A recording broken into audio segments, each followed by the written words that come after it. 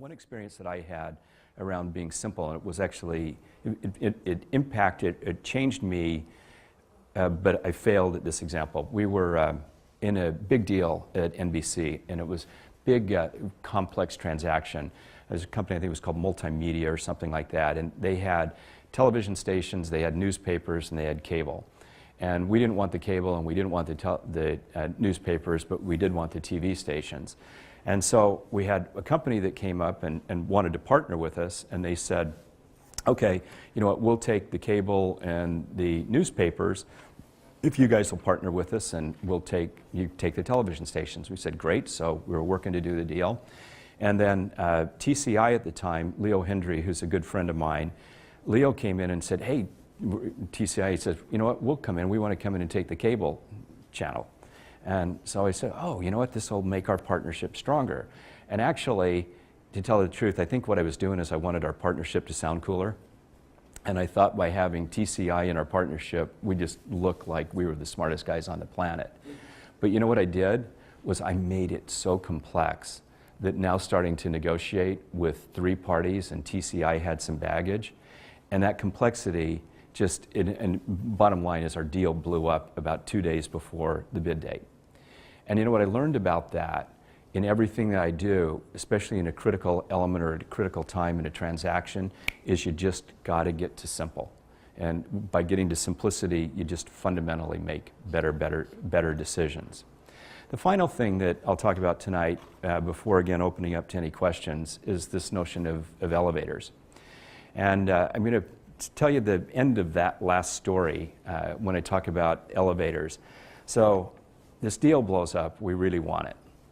And I think the bid day was, call it a Thursday, and it's Monday night. You know, and we just, our deal, we're not going to go buy the whole thing, it's just a wreck.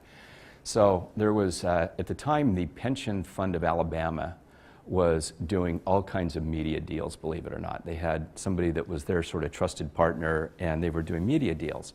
And so I get them on the phone and say, hey, you know, you guys want to try to do this deal? And they go, yep, let's do it. So I got our deal team, all our lawyers, and I was probably burning about $10,000 an hour because I had, you know, really great legal help. David Helenek, was the chairman of Sherman Sterling and is now the general counsel at Morgan Stanley, was my lead lawyer, and just a terrific lawyer. So I had accountants, lawyers, tax people, and I loaded up 2 planes. We whipped out of LaGuardia and fly to Birmingham. And we worked all night trying to put this deal together, and David was on the second plane, came in, and I was already in the conference room, and he sat down next to me, and he just leaned his head over and he said, Warren, he said, billion-dollar deals don't get done in conference rooms that look like this. And he was right. No, he was right. And so what ended up happening that night is we stayed till probably 3 o'clock in the morning trying to see if we could do it. It was just clear we weren't going to get there. And so all of us just plowed out of this law firm in Birmingham, and we all got on the elevator. And everybody was tired, wanted to go to bed. So we had an elevator that was probably big enough for 6 people, and I think we put about 30 people in it. And we get right down to the next floor and clunk, and it stops right in the middle of the floor. You know, so you're half in, you know, and so at 3:30 now in the morning, the Birmingham Fire Department is coming to get all these New York execs out of the elevator at this law firm. And I remember it was freaky because we had to crawl out between the 2 things, and we made sure they went and turned off the power because didn't want that elevator to move. But you know what it was, and this was a great part of working there and a great part of my career, is that I felt empowered enough to have the courage to charter 2 planes, fill it up with $10,000 an hour talent, and fly to Birmingham and try to put a deal together where I thought I had a chance of doing it, and I knew it'd be tough, but you know, I had to go for it. You know, a lot of places you wouldn't do that because you don't want to take the risk, you don't want to spend the money, your fear of failure. And you know what? I wanted to win more than I cared about losing.